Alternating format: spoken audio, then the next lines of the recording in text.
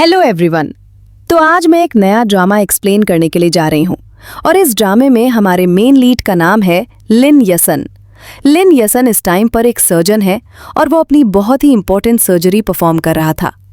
8 घंटे हो गए थे और उसने सक्सेसफुली ट्यूमर रिमूव कर दिया था और ये एक परफेक्ट सर्जरी थी। जब वो सक्सेसफुली बाहर निकलता है तो बहुत खुश नजर आ रहा था। स्पेशली जो खुशी उस पेशेंट की फैमिली को देखकर मिली थी उसकी तो बात ही कुछ और थी। लिन यसन इतना अच्छा काम करता था कि उसके सीनियर्स भी उसे देखकर खुश हो रहे थे कि हमें अपने इतने अच्छे जूनियर्स मिले हैं। और सिर्फ इतना ही नहीं, एक्चुअली सर्जरी करना और डॉक्टर बनना उसका पैशन था जो उसने अचीव कर लिया था। और फिर उसके बाद उसे एक कॉल आती है जो कि उसके कज़न की तरफ से थी और वो उसे कह रहा था कि आओ, मैं तुम्हें एक लड़की से इंट्रोड्यूस कराना चाहता हूँ, ब्लाइंड डेट पर चलोगे?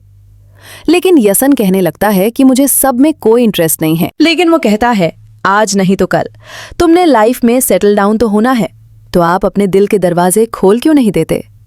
और फिर इसी के साथ ही वो लड़की को मेंशन करता है कि वो मिस्टर नी की बेटी है।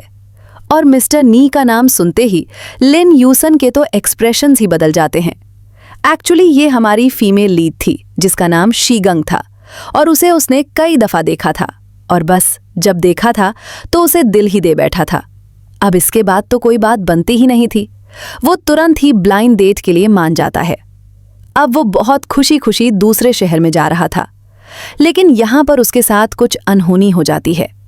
एक ट्रक ड्राइवर की गलती की वजह से टक्कर लगती है उसकी गाड़ी को और बस उसके बाद लिन यूसन की गाड़ी का एक बहुत ही भयंकर एक्सीडेंट हो जाता है। अब इसके साथ ही सीन शिफ्ट होता है और हमें शीगंग को दिखाते हैं जो कि इस टाइम पर एक यूनिवर्सिटी में अंडर ग्रेजुएट स्टूडेंट थी और वो बहुत ही ब्रिलियंट स्टूडेंट थी। इसके साथ साथ ये भी पता चलता है कि आजकल वो ज़्यादातर तो अपने अंकल के ही घर में रहती थी क्योंकि वो नानजिंग में थे और उसकी यूनिवर्सिटी उसके अंकल के घर के काफ़ी क्लोज थी।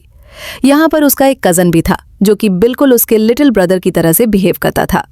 अब वैसे तो उसने एक ब्लाइंड डेट पर जाना था, लेकिन यहाँ पर शीगवांग को देखकर लग रहा था कि जैसे उसे इस बारे में कोई भी खबर नहीं थी। अब उसका कज़न कहता है कि आजकल मैंने नई ट्यूशन रखी है और वो लड़का भी वो नया टीचर तुम्हारे स्कूल से ही है। और वो जैसे ही नए ट्यूटर के लिए दरवाज़ा खोलती है तो पता चलता है कि वो जुआंगशु था। जुआंगशु जिस पर यूनिवर्सिटी लाइफ में उसका क्रश रहा था, उसके बिजनेस स्कूल का टॉप स्टूडेंट। वेल, अब इसी तरह से 1 साल तो गुजर ही चुका था और इस साल उसने ग्रेजुएट कर जाना था अपने फ्रेंड्स के साथ।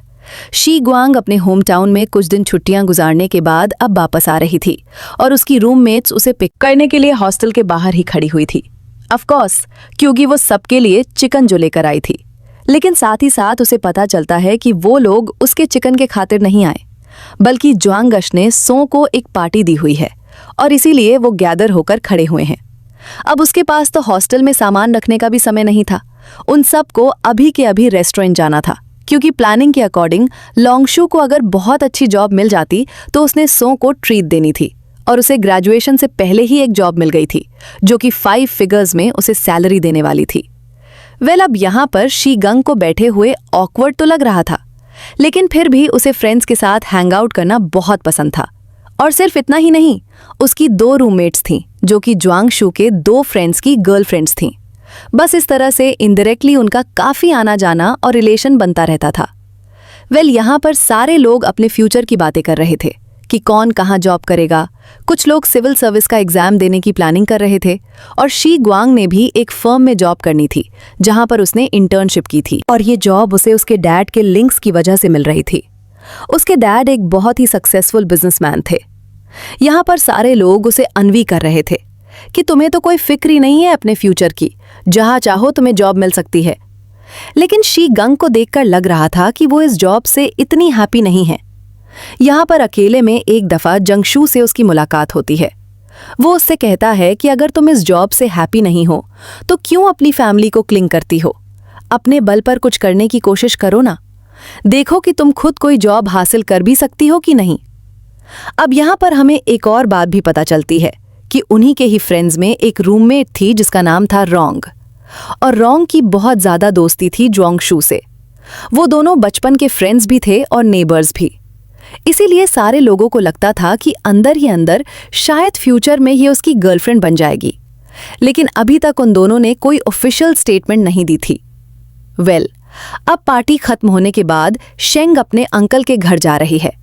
इतने में उसे कजन की कॉल आती है जो उससे इतना पीएसपी मांग रहा था।